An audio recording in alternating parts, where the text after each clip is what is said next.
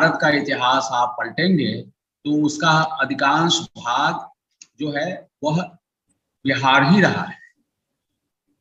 चाहे वो सम्राट अशोक हो, शेरशाह सूरी हो, या महात्मा गांधी ने भी जो स्वतंत्रता संग्राम की शुरुआत की थी, तो गुजरात जब वो लौटे अफ्रीका से और जब उन्होंने सोचा कि शुरुआत कहाँ से करें, आरंभ कहाँ से करें भारत की आजादी की लड़ाई के लिए, तो बिहार पर उनकी नजर गई।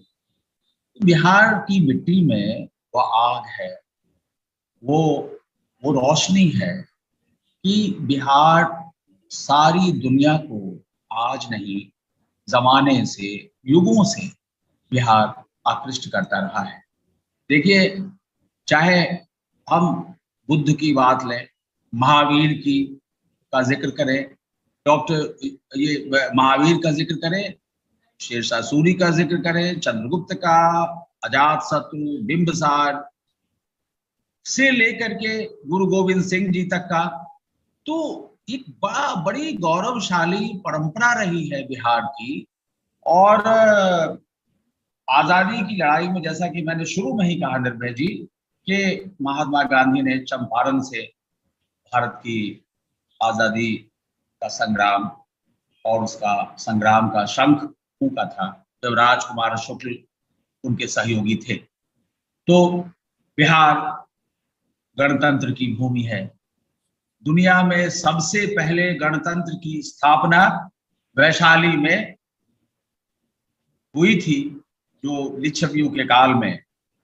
वैशाली का वह गौरवशाली इतिहास, चाहे वह मगध का गौरवशाली इतिहास या मिथिला की सुरुचिपूर्ण मधुर परंपरा, भोजपुर की माटी का प्रताप और इकबाल, जहां से वीर कुंवर सिंह जी हुए, तो एक बड़ा, बहुत ही गरिमापूर्ण, बहुत ही त्याग बलिदान की भूमि रही है बिहार। और मैं इस बात का विशेष रूप से उल्लेख करना चाहूंगा कि भारत के प्रथम राष्ट्रपति देश रत्न डॉक्टर राजेंद्र प्रसाद हुए, लेकिन उसके बाद से बिहार को भारत के नेतृत्व में, केंद्रीय नेतृत्व में कभी कोई महत्वपूर्ण स्थान नहीं मिला। तो एक बड़ी दिलचस्प बात हो रही थी। एक बार मैं एक नेशनल चैनल से जुड़ा था, तो वहां जब मीटिंग हुई हम लोगों की, तो कहा जा रहा था कि भाई आप लोगों में से सभी स्टेट हेड्स हैं, उन लोगों ने क्या क्या काम किया। मैंने कहा देखिए, काम तो कवरेज स्टोरीज बहुत सी हुई, लेकिन मैं दो बातें सिर्फ बताना चाहता हूँ जो मैंने कवर किया। तो बिहार में मतलब भारत का प्रधानमंत्री पद बिहार को कभी नसीब नहीं हुआ।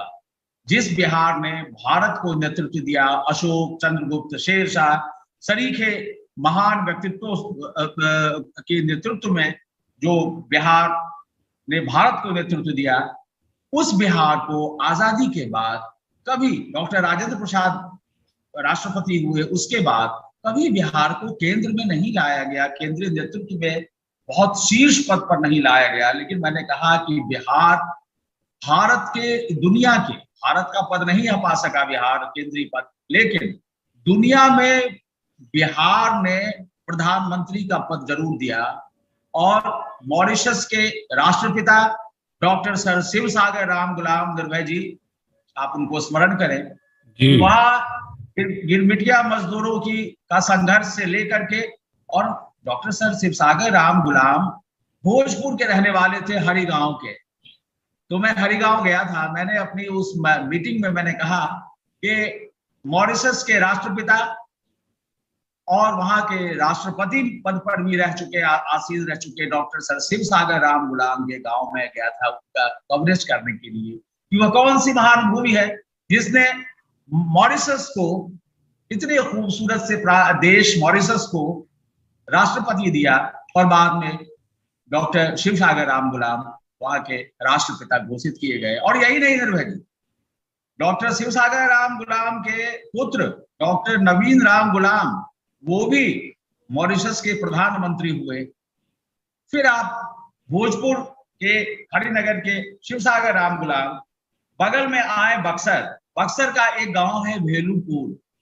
भेलूपुर की डॉक्टर कमला विशेषर, जिनका पूरा नाम कमला मिश्र विशेषर है, वो त्रिनिदाद टोबैगो की प्राइम मिनिस्टर हुई थी और बहुत त्रिनिदाद की एक यशस्वी नेता के रूप में डॉक्टर कमला विशेषर का नाम आता है। तो हम यह महसूस करते हैं कि बिहार दरअसल ग्लोबल फिनोमेना है, बिहार एक ग्लोबल थीम है। बिहार को लेकर अगर हम सोचें कि सिर्फ बिहार, मगध, वैशाली, मिथिला की बात करें, नहीं, बिहार ग्लोबल है। बिहार का मतलब मॉरिशस को भी शामिल करिए, बिहार का मतलब फिजी सूरीनाम को भी शामिल करिए, बिहार का मतलब त्रिनिदाद टोबैगो को भी शामिल करिए, तब जाकर एक बनेगा मुकम्मल बिहार।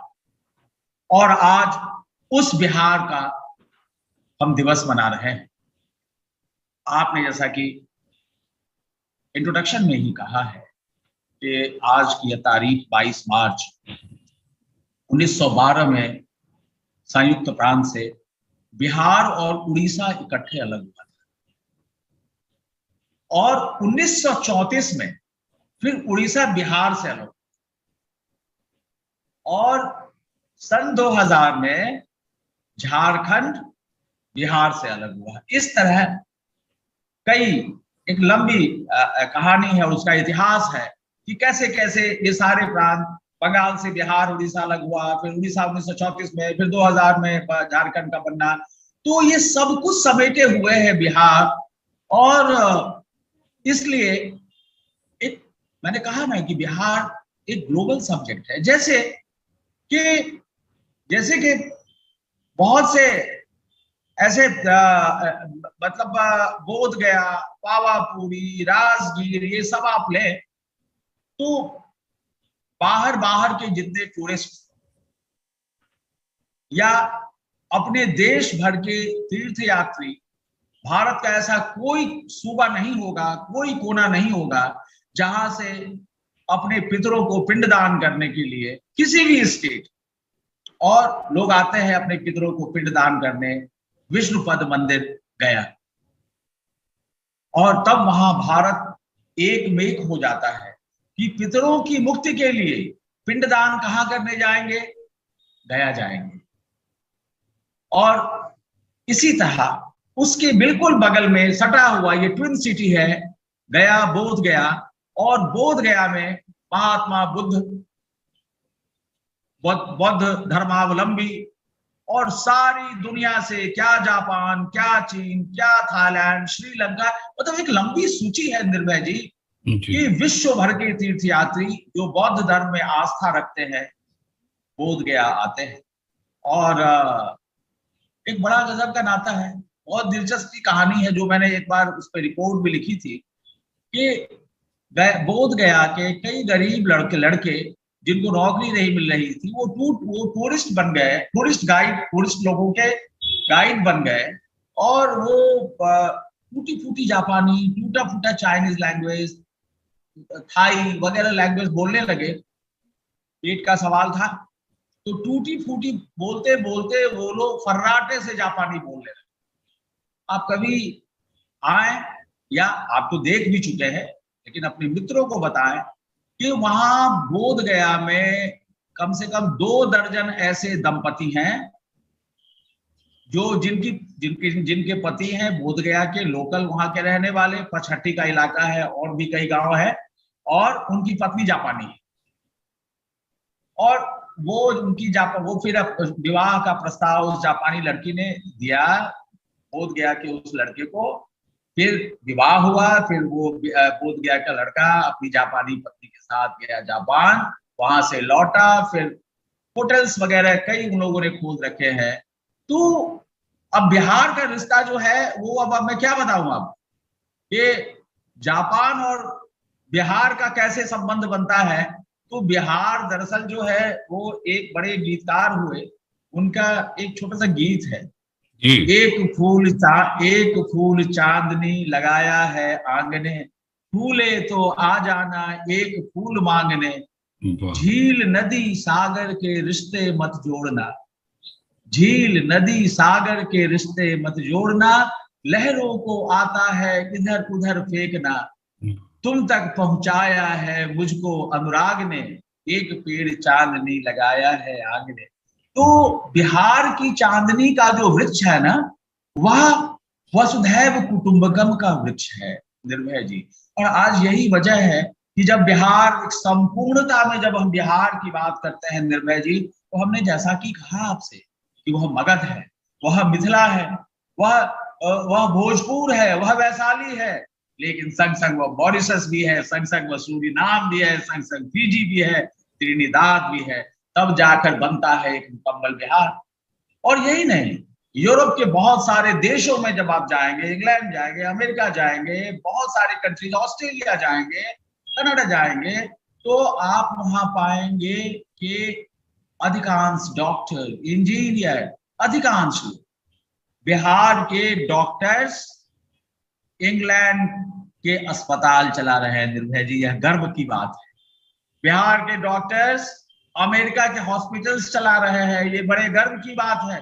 वहां के जो टॉप मोस्ट डॉक्टर की सूची बनेगी इंग्लैंड अमेरिका की, बिहार के डॉक्टर्स का नाम 1 to 10 में होगा, बेशक होगा, ये मैं आपसे यकीनी तौर पे कह रहा हूं। तो बिहार ग्लोबल है, और यह गौरव मैं नहीं समझता हूं कि भारत के किसी भी प्रांत को, हालांकि बिहार बहुत कई प्रकार की तकलीफों से गुजरा है, कई प्रकार की गुर्बतों से, गरीबी से, मुश्किलों से गुजरा है, संघर्षों से, रक्तपात से, लेकिन यह भूमि एक प्रयोगशाला है। यह एक प्रयोगशाला की परख नली है, जो मनुष्यता की परख नली। और मैं आपसे ये कहना चाहता हूं कि कई मायने में बिहार, आज झारखंड अलग हो गया, पूर्णतः ये कृषि प्रधान देश है, प्रदेश है, और कृषि प्रधान प्रांत है, प्रदेश है, सूबा है। लेकिन दुर्भाग्य यह है, आज बिहार दिवस के इस अवसर पर, 22 मार्च के इस अवसर पर मुझे कहते हुए यह दुख भी हो रहा है कि बिहार की अधिकांश, मतलब जितनी नदियां हैं छोटी से बड़ी में, सबकी हालत बहुत खराब है। देखिए